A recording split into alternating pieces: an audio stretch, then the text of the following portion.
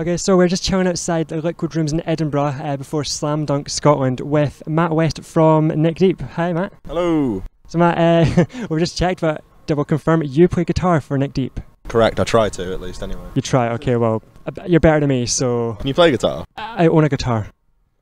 Same with me, really. We're the In Crowd are a very, very bad band full of very nasty people. Do we not like Weird at In Crowd? Joking, we do really. Is there a rivalry Neck Deep versus Weird at In Crowd? It's sold off now. Is Weird at In Crowd across the court giving us evils? Yeah, I know. We toured with them earlier in the year, and they're really, really, really nice people. And then we're seeing them again this summer. So that's fine then. We'll have to fight Weird at In Crowd. They'll win. We're all small and scrawny. Okay, that's good. Hang on, Tay's coming over now. What is it? I brought it all the way from America. Oh, that's nice of you. You're welcome. We don't have these over here. Those are American oranges. Oh. USA. Of all the people to interrupt my interviews, I think I'm happy to say that Tay Jardine is one of the best. Yeah, she just gave me an orange. Standard orange from Tay from Weird at In Crowd. I'm going to keep that, and I'm going to give it back to her. Get it signed. That could be worth some money. I'm going to throw it towards her on stage, but that might really hurt, so I'm not going to do it. Yeah. I should just get quickly ejected from the venue. More than likely, but no. Get that signed, put it up on eBay. It's a good idea, that, actually. Yeah. I've got proof that it was handed to me from her, so... An exclusive Weird at In Crowd orange. One and only, one of a kind. Yeah. Exclusive merch. To get her to take a bite out of it, doubles in money. Be really great. Just have a nibble on that for us. Oh wow. Did somebody say restraining order? Okay, Matt. Neck Deep have just released their full-length album Wishful Thinking back in January, in which shortly afterwards you supported Weird at In Crowd on tour. Correct, yes we did. So, basic response to the album, I mean, how was it taken by people when you played it live? Really, really well. I mean, it's one of those things that you never really know how it's going to go down until it's released, and you kind of get wrapped up in a bubble where you hear the same songs for 6 months at a time. It's like, are these good songs anymore? You don't really know, but obviously we enjoyed writing the songs, we write what we like, and then, I mean, if other people like it, it's a bonus, so it seems to have gone down really, really well. I mean, it's our full-time job now being a band, so... Yeah, nice one. So, I think, is it fair to say, like, your sound, Neck Deep, is kind of a bit more, maybe a bit more punk than Weird at In Crowd are, because they're slightly more pop side of pop punk.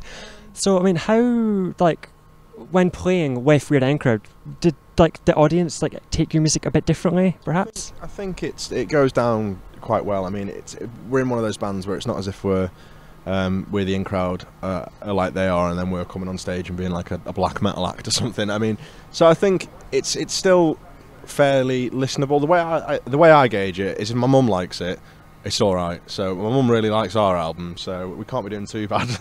So it's in a sense, it's. I mean, the crowds have we've never been like booed off stage or anything, but sometimes you get a few people stood there like, what's happening here? I don't know what's going on. But a lot of the time, what we found from that tour is like it was playing to an audience that we'd never really been exposed to before. So from going from that and then going forward now, we've seen a lot more younger fans at the shows as well as all the old fans. So I mean, it's always a positive experience either way. But I think it's very adaptable in the sense that it's still under the banner of pop punk, whether you're on one end of the spectrum or the other.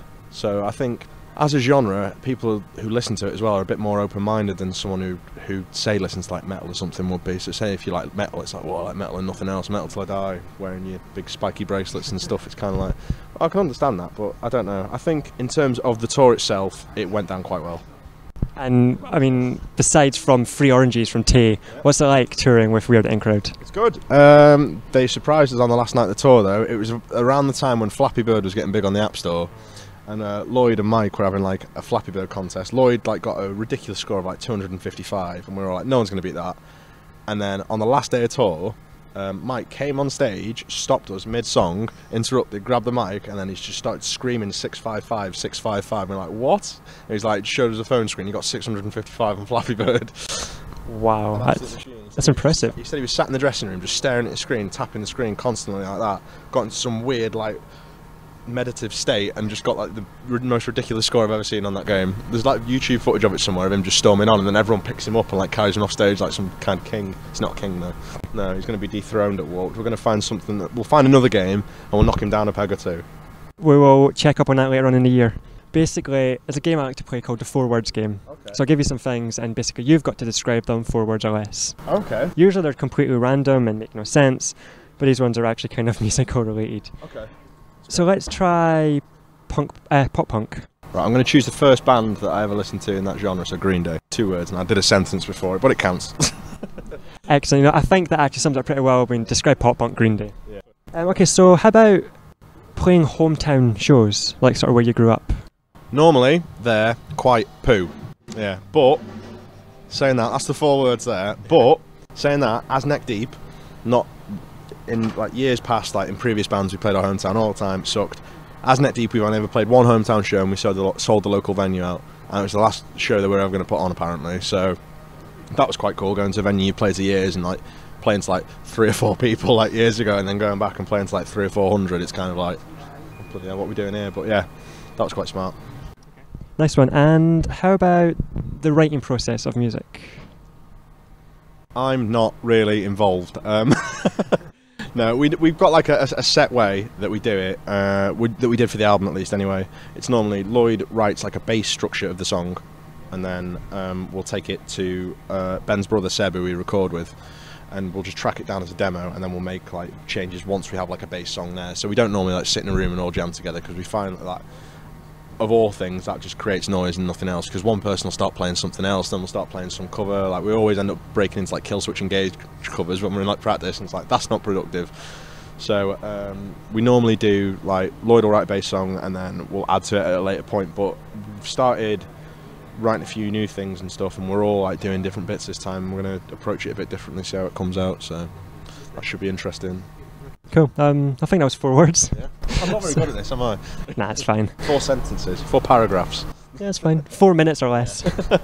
Okay, so we're here tonight for the first date of the Slam Dunk weekend in Edinburgh in Scotland. Mm-hmm. So we are the in crowd, hit the lights if they ever arrive, because apparently their flight has been delayed. Apparently so. And who's the other one? Decade. You're playing all 5 dates. Yeah. So I mean, a festival is basically going into like a sort of mini UK tour for you guys.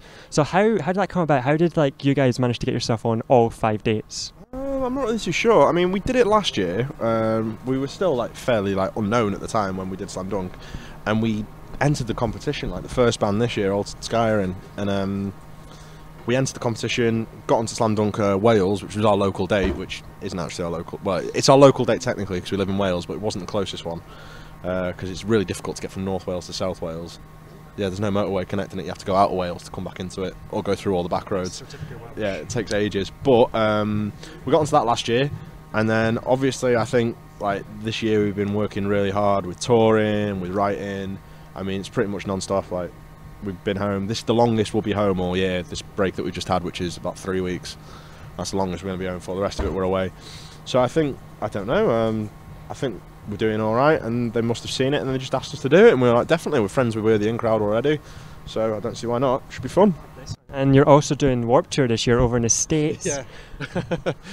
I know, exactly. With some pretty major bands now. To name a few, Less Than Jake, Of Mice and Men, State Champs, and the Somerset. Yeah. So, I mean, you've got to be looking forward to that. That's ridiculous, isn't it? Like, I remember like years ago being in like year 8 at school and going down to like when they had a shop called, do you remember a shop called MVC? It was like a music shop. I don't know whether it was just local to us, but we went down to that. I went down to there and I used to buy the Warped Tour compilation every year, and I was thinking, oh, maybe I'll be on it one year, and we're on it this year, which is like kind of like the affirming fact that we are doing all right. That lineup makes me excited, and I'm not even a musician, so for you guys, and if you own it. Regardless of the gigs, we're going to have loads of friends there. We're going to have in crowd are going to be there the whole tour. We're going to have state champs. We're going to have real friends. It's going to be amazing. Like, we just can't wait to get out there and just do the tour and just hang out with people. And obviously, because we're in America as well, we made loads of friends last time we were there, so they're going to be coming out to certain shows. It's going to be really fun.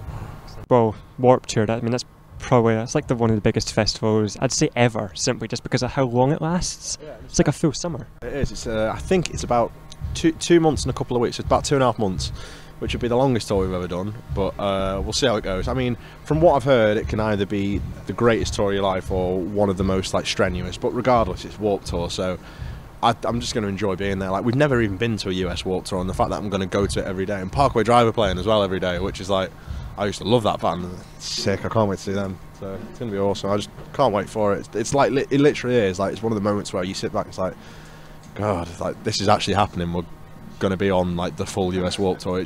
I don't think it's sunk in until we're actually there, which sounds strange. Like, until we're actually there at Warped Tour, setting up and playing on the stage, it'd be like, I can't really fathom what it's going to be like. Well, I mean, I've seen some Warped Tour footage, and it just looks like a sunny day, and everybody's just hyped for some awesome music. It just looks like it could be amazing. Apparently, like some of the days though are ridiculously hot because I think it was who was saying the Vegas one's meant to be quite bad because it's boiling hot all day and it's on like a blacktop car park, so all the sun's just not going anywhere and the floor's really, really warm. It's just basically like you're walking on a heater.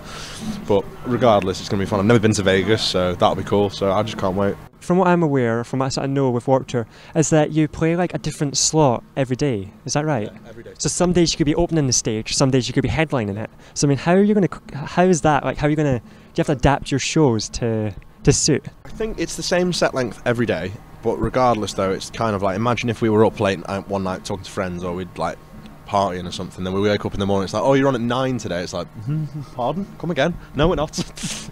But yeah, it's going to be a weird one. Like, but luckily for us, we've got like, we're not just going as a band on our own. We've got a good tour manager who's done the Warped Tour before. He did it with a band called The Chariot last year.